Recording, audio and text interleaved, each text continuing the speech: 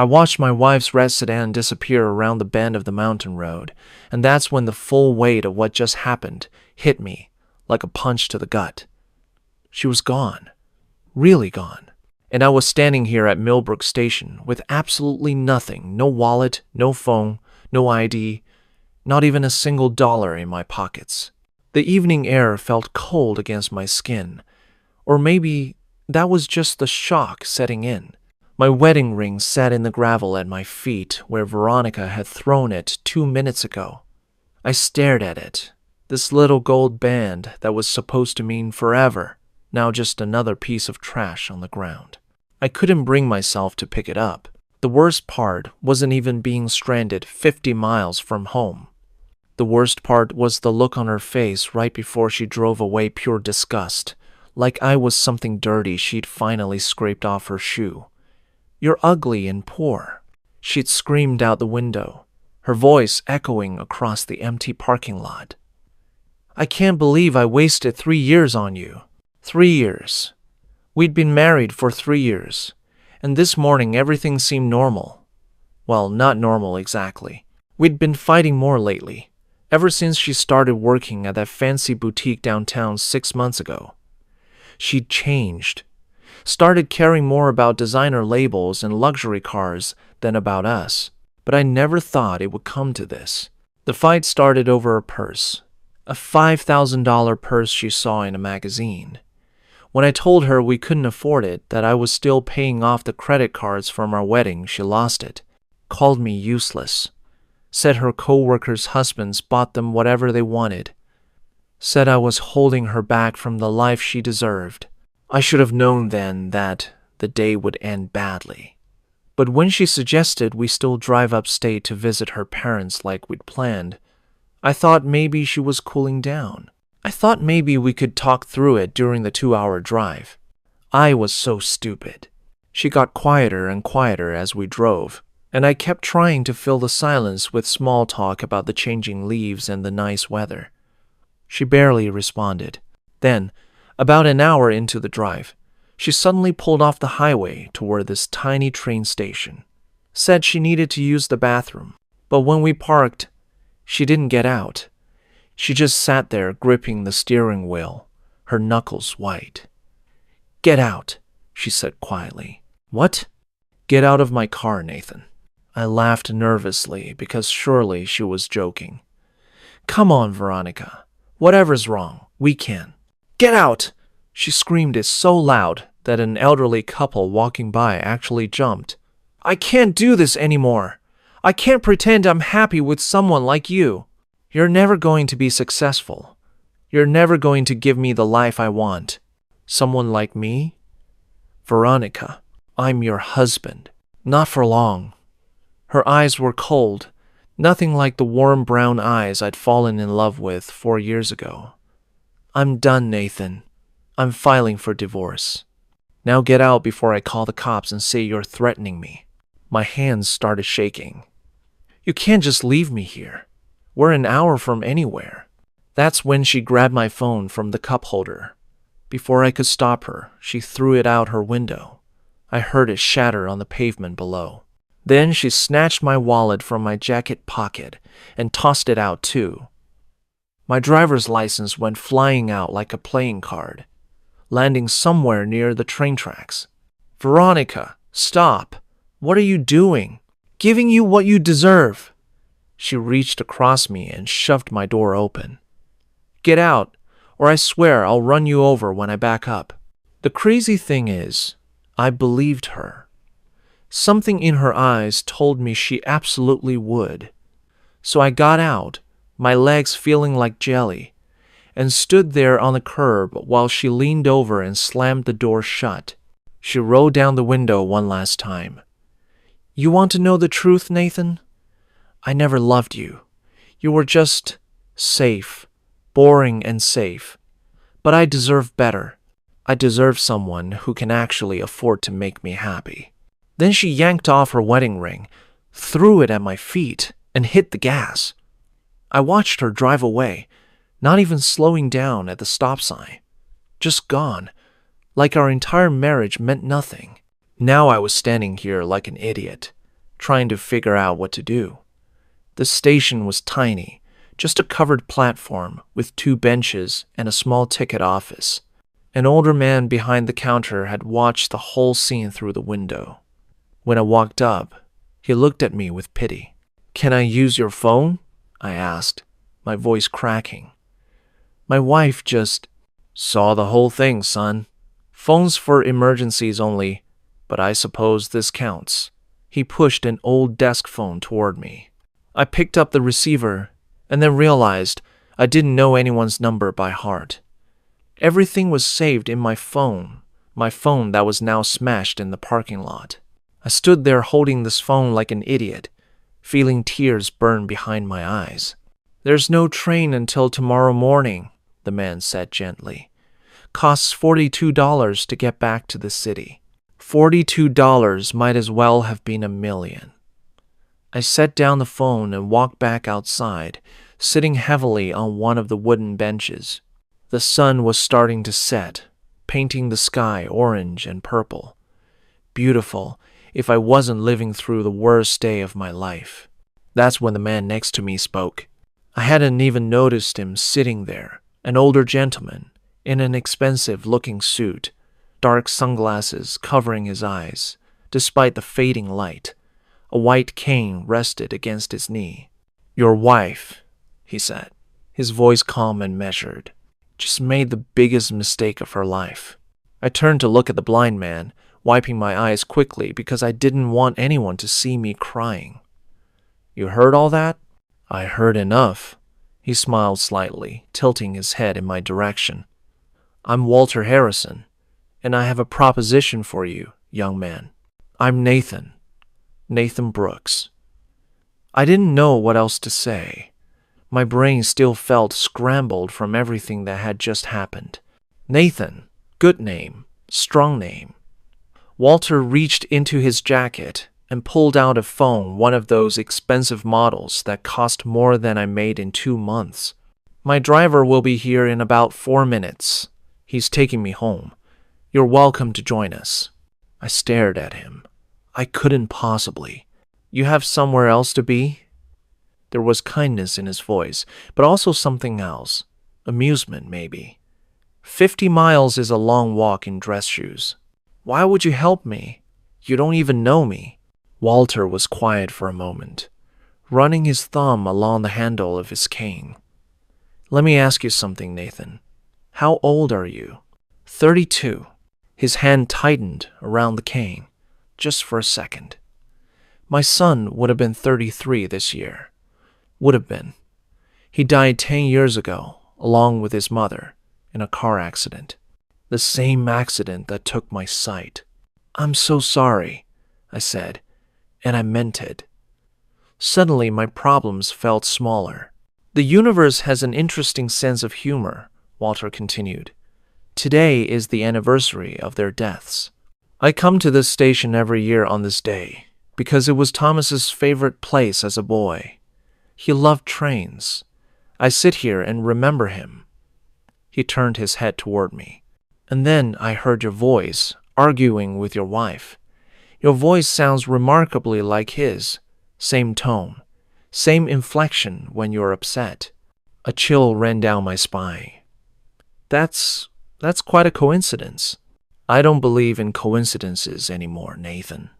A sleek black Rolls-Royce pulled into the parking lot, moving so quietly it was almost ghostly. "That's Frederick. He's been with me for 20 years. Come, let's get you home." "Mr. Harrison, I appreciate the offer, but—" "Walter, please." He stood up, unfolding to his full height. He was tall, probably 6'3", and despite being blind and his late 60s, he moved with confidence. "And I insist, Frederick." A man stepped out of the driver's seat, built like he used to be military, with gray hair and sharp eyes that immediately assessed me. "Sir, this is Nathan. He'll be riding with us." Frederick's expression didn't change, but I saw him glance at my ringless hand, my rumpled clothes, the general mess I must have looked like. "Of course, sir. Mr. Brooks. He opened the back door. The inside of the Rolls-Royce was nicer than my entire apartment. Leather seats that probably cost more than my car. Wood paneling that gleamed even in the dim light, and enough legroom to stretch out completely. I felt completely out of place. Walter settled in beside me as Frederick pulled smoothly onto the road. "Tell me about yourself, Nathan. What do you do?" "I'm a delivery driver, nothing fancy. I drive packages around the city for Quick Ship." I felt embarrassed saying it out loud, especially in a car like this. It pays the bills. Or it did, anyway. I don't know what I'm going to do now. My voice broke. "Now that your wife has publicly humiliated you and stolen your belongings." Walter's voice was matter-of-fact, not unkind. "Frederick, what's the penalty for theft in this state?" "Depends on the value, sir. Could be a misdemeanor or a felony. His wallet, his phone, his identification. Probably $700–800 worth of property, plus the emotional distress." Walter tapped his cane thoughtfully. "Did anyone witness this?" "The station master and that elderly couple." I didn't understand where he was going with this. "Good. You'll need witnesses if she tries to twist the story." Walter leaned back in his seat. "Women like your wife, and I apologize if this sounds harsh, are predictable. Right now, she's feeling powerful, victorious. Within 24 hours, she'll start telling people her version of events, a version where you're the villain." She wouldn't. But even as I said it, I knew he was right. Veronica had changed so much. I didn't know what she was capable of anymore. "She already has, Mr. Brooks." Frederick's voice came from the front seat. He handed back a phone, and I saw he'd pulled up Veronica's social media page. My stomach dropped. She'd posted a long paragraph about how I'd abandoned her during a difficult time, and how she was heartbroken but moving forward. The post was from 20 minutes ago, and already had over 200% likes and dozens of comments calling me terrible names. I need to respond. I need to tell people what really happened. "No," Walter's voice was firm. "Not yet. Trust me on this, Nathan. Liars always trip themselves up eventually. If you defend yourself now, you look desperate. Let her keep talking. Let her build her story higher and higher.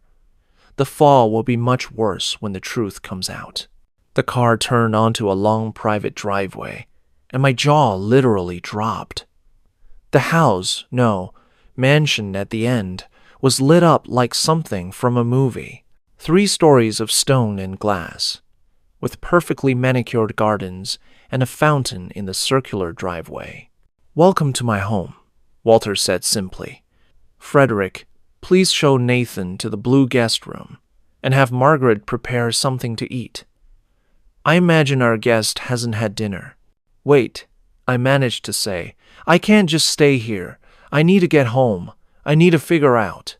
"What you need," Walter interrupted gently, "is a safe place to think clearly. Stay tonight. Tomorrow we'll discuss your options. I promise you, Nathan, your wife's cruelty has actually opened a door for you. You just can't see it yet." I wanted to argue. I wanted to insist on leaving. But the truth was, I had nowhere to go and no way to get there. "Okay," I whispered. "Just for tonight." Walter smiled. "Just for tonight." I woke up in the softest bed I'd ever slept in, completely disoriented. Sunlight poured through massive windows, and for a moment, I forgot where I was. Then yesterday came rushing back Veronica, the station. Walter and I felt sick all over again. Someone had laid out fresh clothes on a chair near the bed. Expensive clothes. A crisp white shirt, dark pants, even new socks and underwear, all in exactly my size. A note sat on top in neat handwriting. "Breakfast is at 8. Take your time. F. The bathroom attached to my room was bigger than my old bedroom. Marble everything, a shower with 6 different heads, towels so fluffy they fell like clouds. I stood under the hot water for 20 minutes, trying to wash away the humiliation of yesterday. When I made it downstairs, following the smell of coffee and bacon, I found Walter sitting at a long dining table, a plate of food in front of him. He was eating slowly, methodically, his fingers guiding the fork with practiced ease. "Good morning, Nathan. I hope you slept well. Better than I have in months, honestly." I sat down as Frederick appeared with a plate for me, eggs, bacon, toast, fresh fruit. "This is too much." "You've already done too much." "Nonsense. Frederick, please bring the newspaper." Frederick handed me a folded paper, tapping a specific section. My blood went cold.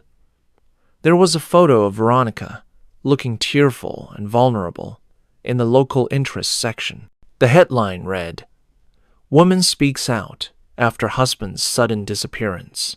I read the article, getting angrier with each line. She claimed I'd been emotionally distant for months, that I'd gotten out of the car during an argument and wandered off before she could stop me, that she'd tried calling but I wouldn't answer. She even cried about how worried she was. "This is insane. She's completely lying." I slammed the paper down. "Of course she is." Walter sipped his coffee calmly. "And now she's on record with those lies. Keep the article. You'll need it later." "Later for what?" Walter set down his cup, turning his head toward me with that eerie accuracy blind people sometimes have. "Tell me, Nathan, what do you want from your life? Not what your wife wanted. Not what you think you should want. What do you actually want?" No one had ever asked me that before. I sat there, fork halfway to my mouth, actually thinking about it. "I want to own my own business.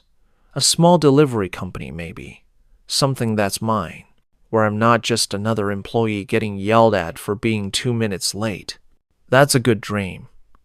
Achievable, too, with the right backing." Walter folded his hands. "I have a proposal for you. Stay here for 1 month. Be my companion. Read to me. Have meals with me. Keep me company. In return, I'll pay you $50,000 and help you start your business." I nearly choked on my eggs. $50,000, Walter. I can't accept that. That's charity." "It's not charity. It's employment." His voice was firm. "This house has 30 rooms, and I live in it alone, except for Frederick and Margaret, our housekeeper. I'm 70 years old and I'm lonely. My company practically runs itself now. I have more money than I could spend in 5 lifetimes. What I don't have is someone to talk to who isn't paid to agree with me." "But why me? You just met me yesterday." "Because you remind me of Thomas." Walter's voice softened. "Your voice, yes, but also your kindness.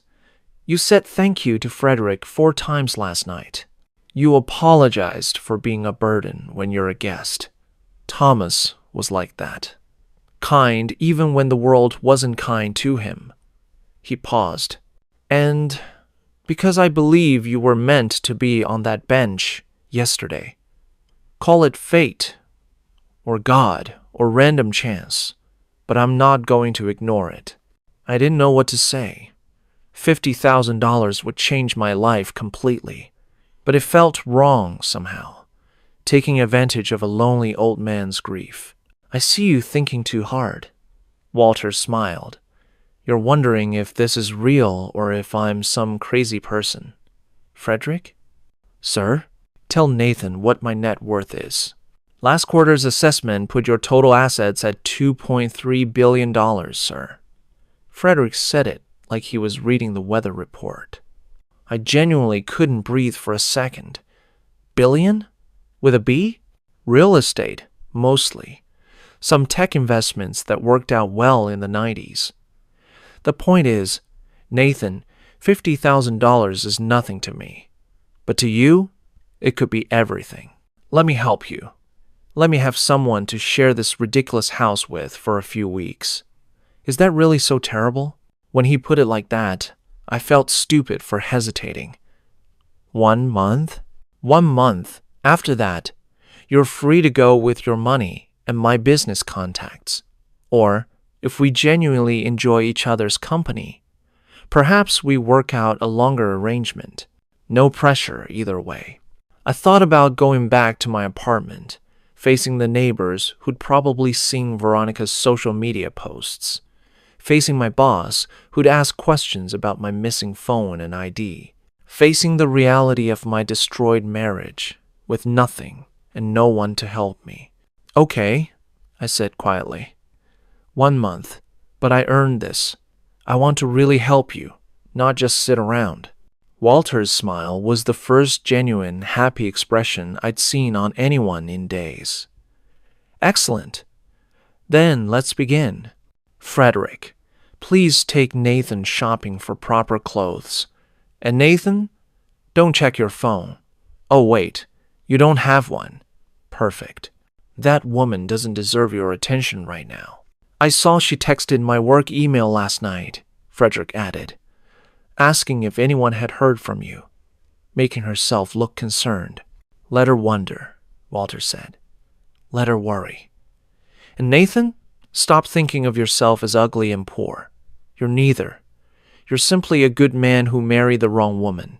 That's about to change. 2 weeks passed, like a dream I was afraid to wake up from.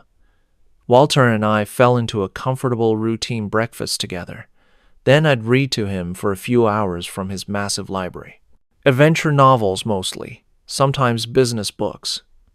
In the afternoons, he'd teach me things about investing, negotiating, understanding contracts. Evenings, we'd have dinner and just talk about life. Frederick had taken me shopping that first week, and I barely recognized myself in the mirror. Well-fitted suits, quality shoes, a proper haircut from some place that served you champagne while you waited. But the biggest change wasn't how I looked. It was how I felt, confident, valued, like I actually mattered. You're smiling more, Walter said one morning over coffee. I can hear it in your voice. I forgot what it felt like to be happy, I admitted. Veronica spent so long telling me I wasn't good enough that I started believing it. The opinions of small people don't make you small, Nathan. Remember that. Walter set down his cup. Frederick, what's the update on Mrs. Brooks? She's filed for divorce, sir, claiming abandonment and emotional abuse, asking for half of all assets and spousal support. Frederick's voice was disapproving. She's also moved in with a man named Derek Lawson. Owns a luxury car dealership on Fifth Avenue. My chest tightened. 2 weeks. She had waited 2 weeks before moving on. That was fast. Actually, Mr. Brooks, phone records suggest they've been in contact for 3 months. Multiple calls and text messages. Frederick handed me a folder. I took the liberty of running a background check. You can do that? I flipped through the papers, confused by half the legal terms. When you have resources, you can do many things. Walter's voice was dry. What did you find, Frederick? Derek Lawson, 40 years old, married to Patricia Carmichael Lawson for 12 years. Her family owns the Carmichael Hotel chain. He's been investigated twice for fraud, convincing women to invest in fake business ventures. Nothing stuck because the women were too embarrassed to testify. Frederick's jaw tightened. He's scum, sir. I felt sick. Veronica doesn't know he's married, does she? Unlikely. He's very good at compartmentalizing his life. Frederick pulled out his phone. There's more. A journalist named Amber Sinclair contacted me yesterday. She's investigating Derek for a story and somehow connected him to your wife. She wants to speak with you. Absolutely not, I said immediately. I don't want any part of this becoming public. Walter leaned forward. Nathan, Listen to me carefully. Your wife is building a narrative where you're the villain. She's telling everyone you abandoned her, that you were abusive, that she's the victim. Meanwhile, she's living with a con artist and planning to take you for everything in the divorce. If you stay silent, her story becomes the truth. But I don't want revenge. I just want to move on. This isn't about revenge. Walter's voice was gentle but firm. It's about truth. It's about protecting yourself legally. And frankly, it's about protecting the next woman Derek targets, because there will be a next woman. I sat there, torn. Part of me wanted Veronica to face consequences for what she'd done. But another part, the part that had loved her once, didn't want to hurt her. Meet with the journalist, Walter urged. Just hear what she has to say, then decide. That afternoon, Amber Sinclair came to the house. She was sharp-eyed and direct, carrying a thick folder of documents. We sat in Walter's library while she laid everything out. Derek Lawson has scammed at least 6 women in the past 5 years, she explained, spreading photos and bank statements across the table. He finds women who are vulnerable, unhappy marriages, financial stress, and promises them a better life. Gets them to invest money in his businesses, then disappears when they're drained dry. Your wife fits his pattern perfectly. She doesn't have any money to steal, I said. We're broke. Not for long. She's planning to take you for everything in the divorce, then give Derek access to it. Amber pulled out more papers. I have emails between them discussing it. He's coaching her on what to say to lawyers, how to make you look bad. My hands clenched into fists. She's really doing this. There's something else. Amber hesitated. I've been investigating the boutique where Veronica works. Their inventory has been off for months. About $50,000 worth of merchandise missing. Security footage shows Veronica taking items after hours. She's been selling designer clothes online and pocketing the money. She's stealing? My voice came out strangled. And framing her coworker, a single mother named Helen Chen. Helen's about to be fired and possibly arrested for it. Amber looked at me seriously. I want to break this story, Nathan. Derek, Veronica, all of it. But I need your help.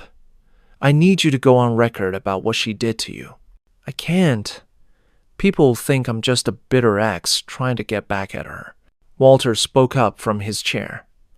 Not if you have proof. Not if there are witnesses. Not if her own words contradict her public statements. He turned to Frederick. What's the status on the charity gala? Invitations sent, sir. 2 weeks from Saturday. We have confirmations from most of the guest list, including Derek Lawson and his wife, Patricia. His wife? I looked between them, confused. What are you planning? Walter smiled, and it wasn't entirely kind. I'm hosting my first public event in 5 years. A charity gala for children who've lost parents. Every important person in this city will be there, including Derek, who doesn't know his wife received a separate invitation, including Veronica's employer, who will be very interested to learn about his missing inventory, and including you, Nathan, as my honored guest and business partner. Business partner? I'm investing $500,000 in your delivery company. We're announcing it at the gala. Walter's smile widened. Your wife thought she left you with nothing. Let's show her exactly how wrong she was. Let's show everyone who the real villain is in this story. The 2 weeks before the gala felt like waiting for a storm I'd helped create. Walter's tailor came to the house 3 times to make sure my suit was perfect. Frederick drilled me on how to handle conversations with wealthy people, teaching me that confidence wasn't about money. It was about knowing your own worth. And every night, I read to Walter, his favorite books about second chances and new beginnings. Are you nervous? Walter asked the morning of the gala. Terrified, I admitted. What if this backfires? What if people think I'm just as bad as her? Then they're fools, and their opinions don't matter. Walter reached across the breakfast table, finding my hand with surprising accuracy. You're not doing this to hurt her, Nathan. You're doing this to protect yourself and others. There's a difference. That evening, I stood in front of the mirror barely recognizing myself. The man looking back wasn't the broken delivery driver from the train station. He stood taller. His eyes were clearer. The expensive suit helped, sure, but the real change was deeper. The ballroom Walter had rented was stunning crystal chandeliers, round tables with white cloths, a live orchestra. Hundreds of people in evening gowns and tuxedos mingled with champagne glasses. I felt completely out of place until Walter's hand gripped my arm. Stop doubting yourself. You belong here as much as anyone. He let Frederick guide us through the crowd, greeting people who seemed genuinely happy to see Walter out in public again. Then I saw her. Veronica walked in wearing a red dress that probably cost more than our rent used to be. Derek was beside her, looking smug in an expensive suit. She was laughing at something he said, touching his arm, completely comfortable, like had never existed. My stomach twisted, but Walter must have felt me tense up. Steady, he murmured. Let her enjoy herself. The higher she feels right now, the harder the fall. We took our seats at the head table. I was placed between Walter and a kind older woman who turned out to be some famous philanthropist. Across the room, I could see Veronica finally noticing me. Her champagne glass stopped halfway to her lips. She squinted, leaning toward Derek and saying something. He looked over, his expression confused. She didn't recognize me at first, and when she did, her face went completely white. I watched her excuse herself from Derek and march toward our table, her heels clicking angrily against the marble floor. Frederick moved to intercept, but Walter waved him off. Nathan? Veronica's voice was shrill. What are you doing here? How did you even get in? Everyone nearby turned to look. I stood up slowly, channeling every lesson Frederick had taught me about staying calm under pressure. Hello, Veronica. You're looking well. Don't you hello me. You can't just show up at events like this. This is for important people, not... She stopped, her eyes scanning my suit, my new watch, the way people at my table were watching with interest rather than judgment. What's going on? Walter stood, and the entire room seemed to quiet down. When a billionaire moves, people pay attention. Mrs. Brooks, I presume? I'm Walter Harrison. Your husband has been my guest for the past month. His voice carried across the room, calm and authoritative. After you abandoned him at Millbrook Station. Veronica's mouth opened and closed. That's not he left me. He got out of the car and you threw his phone, wallet, and identification onto the train tracks. Yes, we're aware. The station master gave a very detailed statement. Walter smiled pleasantly. Nathan has been helping me recover from a difficult period in my life. In gratitude, I'm investing $500,000 in his new business venture. Brooks Express Delivery launches next month. The room erupted in polite applause. I saw Derek stand up sharply, his face red. But before he could move, a woman I didn't recognize approached him. She was elegant, probably in her late 40s, wearing diamonds that could probably buy a house. Hello, darling. Her voice was ice. Surprised to see me? Derek looked like he'd been electrocuted. Patricia? What are you doing here?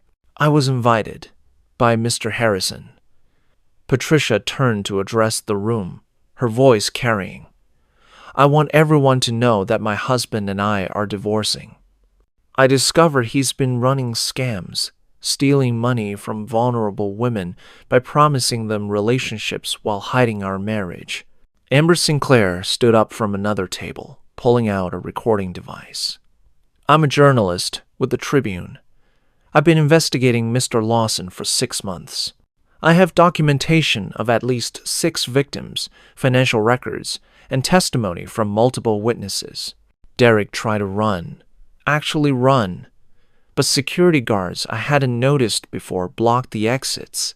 Veronica grabbed my arm, her nails digging in. You set this up. You did this to humiliate me. No.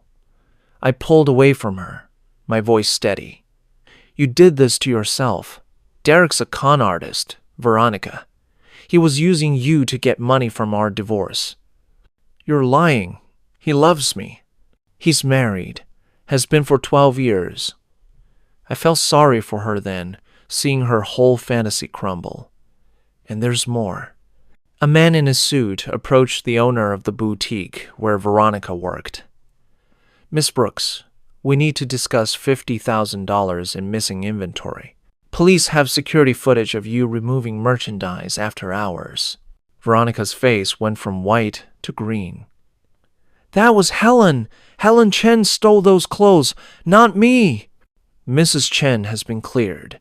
The timestamps on the footage match your work schedule, not hers. He nodded to 2 police officers who'd been waiting by the door. These officers have a warrant for your arrest. Everything happened fast after that. Veronica screaming that I'd ruined her life, that this was all my fault. Derek shouting about lawyers as they handcuffed him too. Patricia watching with grim satisfaction. The other guests whispering and pulling out their phones. I just stood there, feeling surreal and sad and relieved all at once. Walter's hand found my shoulder. Justice isn't always pretty, Nathan, but it's necessary.